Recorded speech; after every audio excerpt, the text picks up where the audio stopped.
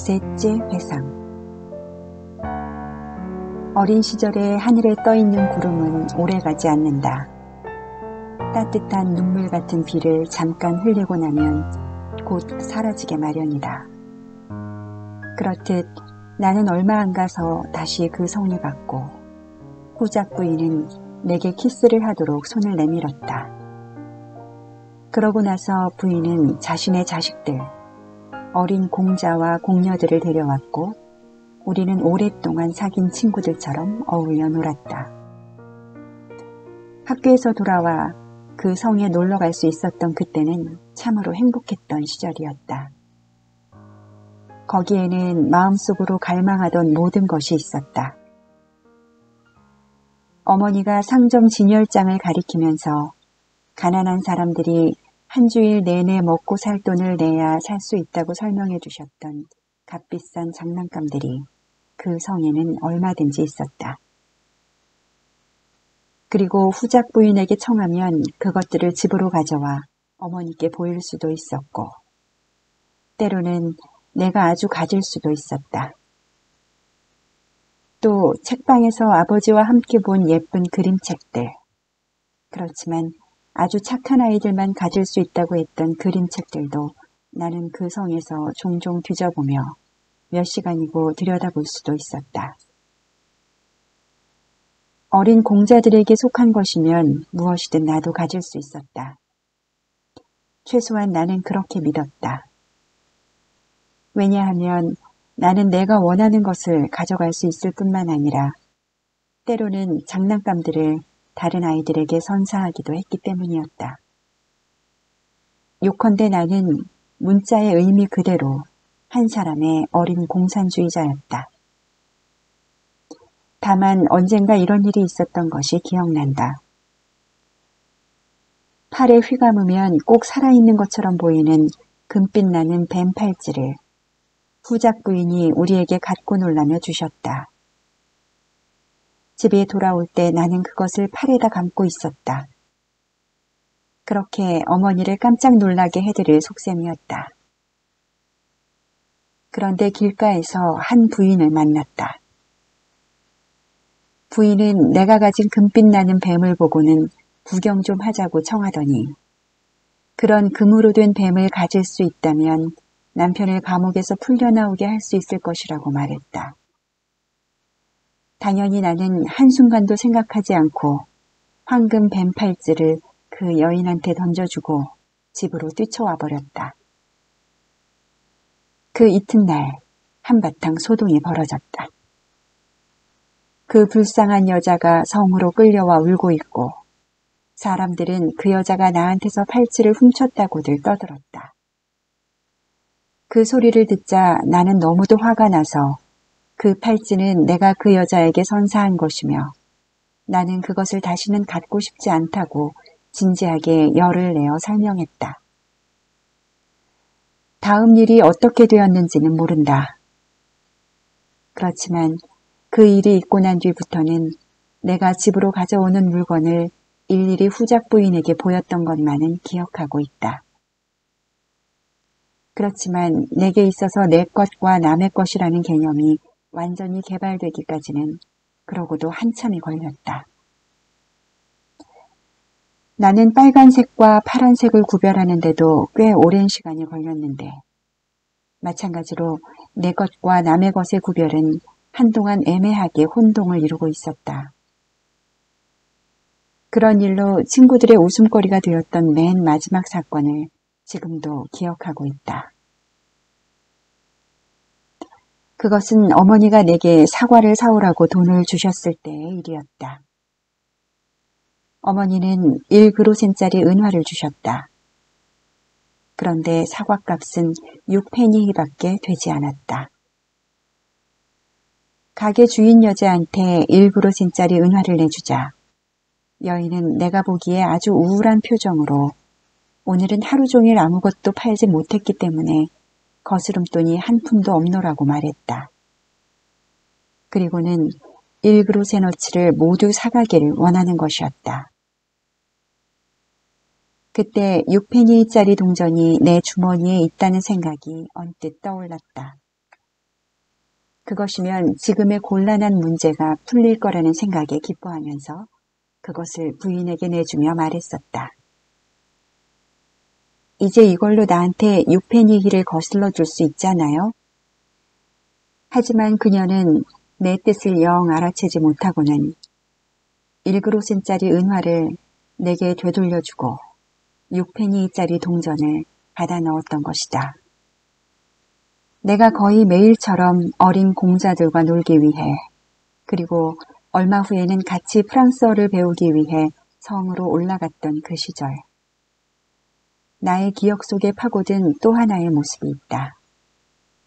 그것은 후작의 딸로서 백작의 지위를 가진 마리아라는 소녀였다. 그녀의 어머니는 출산 직후 세상을 떠나 후작은 재혼을 했던 것이다. 내가 그녀를 언제 처음 보았는지는 기억이 나지 않는다. 그녀는 숱한 기억의 어둠으로부터 아주 서서히 모습을 드러내고 있다. 처음에는 투명한 그림자처럼 아련한 모습이던 것이 점점 윤곽이 잡히며 나를 향해 가까이 다가오고 있다. 그리고는 폭풍우 치는 밤, 호련히 구름 베일을 벗고 얼굴을 드러낸 달과 같이 마침내 내 영혼 앞에 우뚝 서 있는 것이다. 당시 그녀는 늘 병에 시달렸으며 말이 없었다. 내가 볼 때마다 늘 침대 위에 누워 있었다. 침대에 누인 채 2명의 장정이 우리들 방으로 옮겨왔고 그녀가 피곤해지면 다시 옮겨가곤 했다.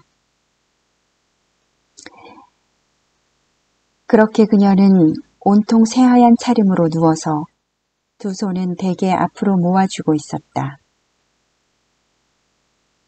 얼굴은 말할 수 없이 창백했지만 그래도 그녀는 온화하고 아름다웠고 눈은 깊이를 헤아릴 수 없이 그윽했다. 그래서 나는 곧잘 생각에 잠겨 앞에 서서 그녀의 모습을 바라보며 이 여자도 낯선 타인에 속할까? 하고 자문해보곤 했다. 그럴 때 그녀는 종종 내 머리에 손을 얹곤 했다. 그러면 마치 무엇인가 내 온몸을 통해 흐르는 것 같은 느낌이 들었고 나는 도망칠 수도 뭐라고 입을 뗄 수도 없이 꼼짝없이 사로잡혀 그녀의 그윽하고 깊이를 헤아릴 수 없는 눈을 들여다보곤 했다. 그녀는 우리와 별로 얘기를 나누지도 않았지만 우리가 노는 모습을 열심히 주시했다. 그리고 우리가 날뛰며 소란을 피울 때에도 한마디 불평 없이 다만 2 손을 그 새하얀 이마에 얹고 자는 듯이 눈을 감았다. 하지만 어떤 날에는 한결 기분이 좋아졌노라고 말하며 침대 위에 똑바로 앉아있는 때도 있었다.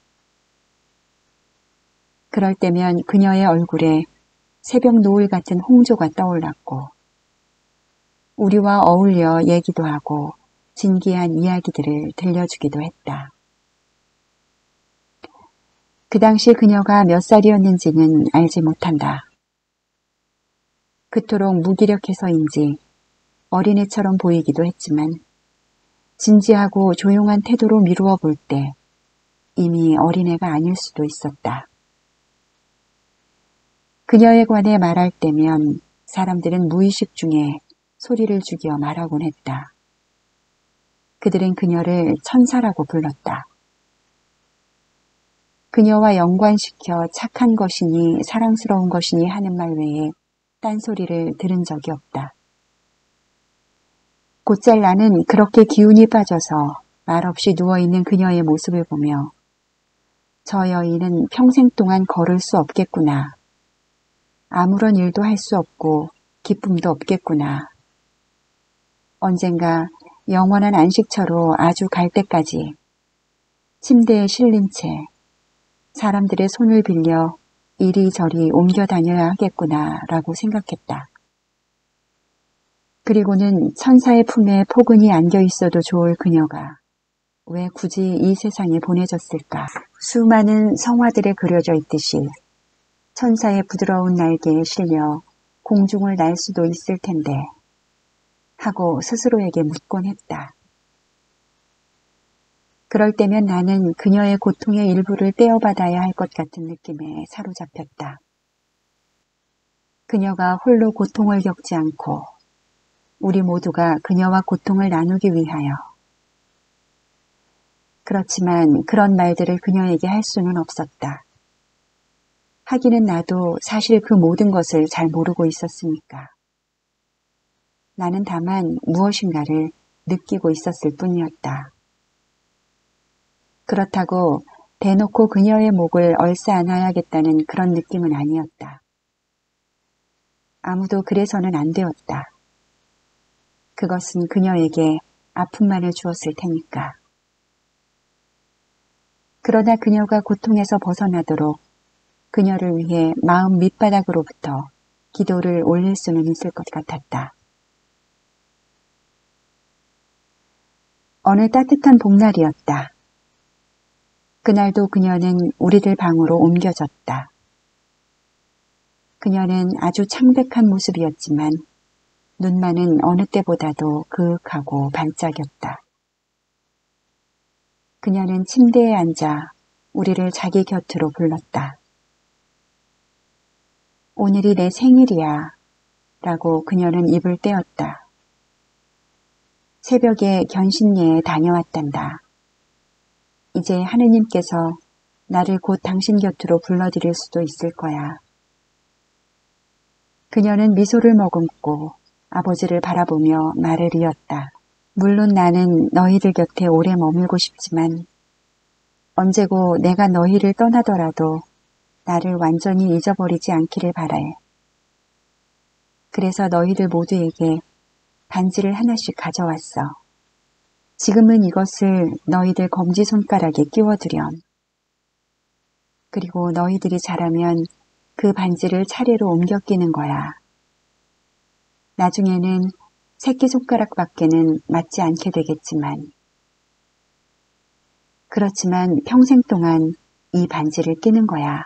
응? 이 말을 하고 나서 그녀는 자신의 손가락에 끼고 있던 5개의 반지를 차례로 뽑았다.